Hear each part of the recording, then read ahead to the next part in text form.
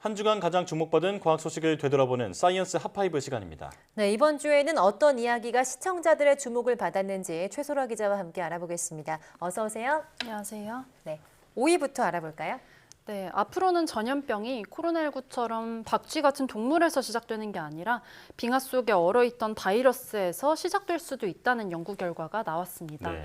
캐나다 오타와대 연구팀이 캐나다 북부에 있는 호수에서 이 토양과 침전물을 채취해서 살펴봤는데요. 이곳에서 검출된 바이러스를 분석하고 감염 시뮬레이션을 진행했습니다. 그 결과 빙하가 녹은 물이 많이 유입되는 곳에서 나온 바이러스일수록 숙주를 감염시킬 가능성이 큰 것으로 나타났습니다. 네. 연구팀은 이번 결과가 빙하가 녹으면 바이러스가 풀려나면서 야생동물을 감염시킬 위험이 크다는 것을 의미한다고 설명했습니다. 실제로 2016년에 러시아의 북시베리아에서는 얼음이 녹으면서 70여 년 만에 처음으로 탄저병이 발생한 일이 있었는데요.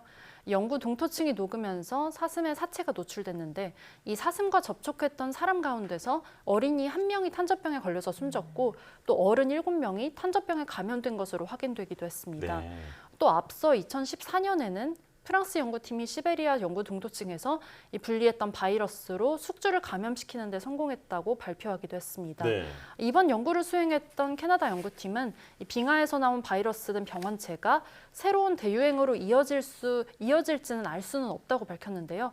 이번 연구 결과는 앞서서 학계에서 꾸준히 제기되었던 우려에 힘을 더해주는 연구 결과로 볼 수 있을 듯합니다. 네. 고대 바이러스가 지금 창궐할 수도 있다고 하니까 정말 무섭습니다. 자, 역시 많은 관심을 받았던 소식이었고요. 4위는 어떤 소식이 차지했나요? 네, 모기에 유독 잘 물리는 사람은 피부에 사는 미생물의 대사 반응 때문이라는 연구 결과가 국제학술지 셀에 발표가 됐습니다. 네. 미국 록펠러대 연구팀이 실험 참가자 64명의 팔에 스타킹을 착용하게 해서 채취를 모으고 또 이집트 순모기 수십 마리를 대상으로 어느 스타킹 시료에 더 모기가 많이 몰리는지 실험을 했는데요. 네. 그 결과 한 참가자의 시료에 모기가 압도적으로 몰린 것으로 나타났습니다. 분석 결과 해당 시료에는 카복실산이 많았는데 모기가 가장 덜 몰린 시료에서보다 100배 더 많은 카복실산이 존재하는 것으로 나타났습니다. 카복실산은 원래 피부에도 존재를 하지만 피부에 서식하는 수백만 마리의 유익균이 피지를 먹어치우는 과정에서 더 많이 형성되는 것으로 분석이 됐는데요. 이 때문에 연구팀은 유익균이 대사 과정에서 생산하는 카복실산이 모기를 끌어들인다는 사실이 규명이 된 것이라고 봤습니다. 또 연구팀은 또 모기가 인간의 채취에 극도로 민감해서 향수로도 채취를 덮을 수가 없었고 또 참가자가 먹은 음식이나 사용한 샴푸와 관계없이 늘 같은 사람의 채취에 몰렸다고 이렇게도 덧붙였습니다. 네, 정말 유난히 모기에 잘 물린다고 하는 사람들이 있잖아요. 이 과학적인 이유가 있었던 거네요. 이제 3위 소식 알아볼까요? 네, 지난 18일에 대전에서 열렸던 정부 출연연구기관 대상 과학기술정보방송통신위원회 국정감사에 대한 소식이 3위를 차지했습니다. 네. 이번 국감은 53개 기관을 대상으로 진행됐는데요. 지난 주말에 발생한 카카오 먹통 사태와 관련한 질의가 주를 이뤘습니다. 예. 이 자리에서 이종호 과학기술정보통신부 장관은 카카오 사태에 대해서 주무장관으로서 국민에게 깊이 사죄의 말씀을 드린다면서 고개를 숙였습니다.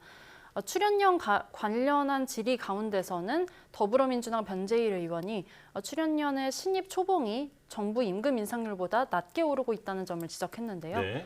변 의원은 최근 5년간 연평균 정부 임금 인상률이 1.9%인데 반해서 25개 출연연 가운데 22곳이 이보다도 낮았다고 밝혔습니다. 특히 인상률이 1% 이하인 곳이 10곳이었고요. 또 5년째 동결인 곳이 1곳, 또 2곳은 오히려 감소한 것으로 나타났습니다. 또 이미 출연연에 입사했던 기존 직원들의 임금 인상률은 2.9%에서 8.6%로 상대적으로 높았다고 밝혔는데요. 네. 이는 한정된 총액 인건비 안에서 기득권이 다음 세대 이익을 낮춘 것이라면서 아랫도를 빼내서 윗도를 괴는 형국이라고 꼬집기도 했습니다. 또 이 밖에 누리호와 다누리 발사 성공 이후에 불거졌던 항공우주연구원의 처우 개선 문제도 도마 위에 오르기도 했습니다. 한편 이번 출연연 국감에 대해서 53개 기관을 하루에 들여다본다고 해서 국감 전부터 졸속 국감 우려가 제기가 됐었는데요. 예. 실제로 이번 국감은 4시간 반 만에 끝나기도 했고요. 53개 기관 중에서 66%에 해당하는 35기관이 한 번도 질의를 받지를 않았습니다. 정청래 과방위원장은 이런 지적에 대해서 인정을 하면서 앞으로 상시 국감을 실시하기로 하고 또 연구기관별로 국감에 준하는 업무 현황을 파악하겠다고 밝혔습니다. 예. 투명하고 탄탄한 행정이 바탕이 돼야 좋은 연구 성과도 연이어서 나올 수 있을 텐데요. 점검을 게을리해서는 안 되겠습니다. 자, 2위 소식은 뭐죠? 네, 국내 코로나19 감소세가 정체 양상을 보이는 가운데 독감 환자가 늘면서 트윈데믹 우려가 커지고 있습니다. 계속해서 감소세를 보이던 국내 신규 환자 수가 지난주 토요일부터 화요일 나흘간 전주 대비 증가를 기록했는데요. 네. 그 이후에도 확진자 수가 뚜렷한 감소 없이 정체기에 머무르고 있습니다. 이런 가운데 감염 재생산 지수가 9주 만에 1을 넘었습니다. 방역 당국은 감소세가 정체 상태에 들어와서 어느 정도의 등락을 거듭하는 수준으로 진행되고 있는 것으로 보인다면서 유행이 다시 증가세로 돌아섰는지 여부는 추이를 좀 더 지켜봐야 한다고 밝혔습니다. 네. 이런 가운데 독감이 더욱 확산하고 있어서 더 우려가 나오는데요. 인플루엔자 의심 환자가 외래 환자 1000명당 6.2명으로 유행 기준인 4.9명을 웃돌고 있습니다.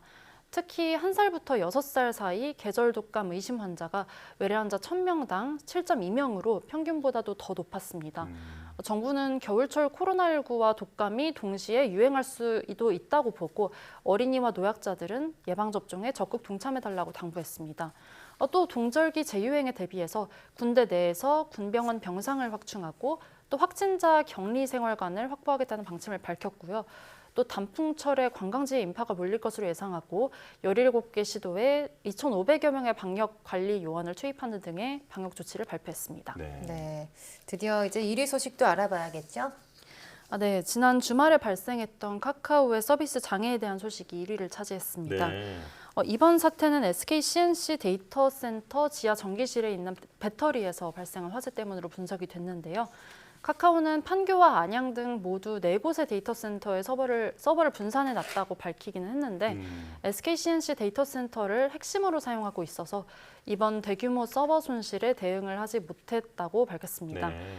또 같은 데이터 센터를 이용하고 있던 네이버는 카카오와 달리 자체 데이터 센터를 두고 있어서 이번에 피해를 최소화했다는 평가를 받고 있습니다. 네. 국가안보실은 이번 사태를 계기로 사이버 안보 TF를 구성하기로 했고요. 또 정부와 여당은 카카오 관련 당정 협의회를 갖고 카카오 같은 부가통신 사업자의 데이터 이중화 조치 의무화 내용을 담은 법안을 올해 안에 통과시킬 수 있도록 하겠다고 밝혔습니다. 네. 입법 전이라도 정부가 현장 점검에 나서서 이중화가 되지 않은 곳도 조치가 이루어질 수 있도록 하겠다는 방침입니다. 또 카카오 측의 피해 접수 창구를 빨리 마련해서 피해 구제에 적극 나서도록 요청했다고 덧붙였는데요. 네. 카카오와 SKCNC가 보상 범위를 둘러싸고 입장차를 보이면서 미묘한 신경전이 이어지고 있습니다. 카카오는 SKCNC에 피해 보상을 요구하겠다고 했는데요. 이번 화재로 인한 이 카카오의 피해액이 200억 원으로 추산이 되거든요. 한편 SKCNC의 배상 책임 보험 한도가 70억 원에 불과한 것으로 알려져서 양측 간의 법정 공방이 이어질 가능성이 제기됩니다. 네. 온 국민의 소통이 먹통이 됐던 그 사건인 만큼 큰 관심을 받았는데요. 이번 사건을 계기로 제도를 잘 보완해야겠습니다. 자, 사이언스 핫파이브 최소라 기자와 함께했습니다. 고맙습니다. 감사합니다.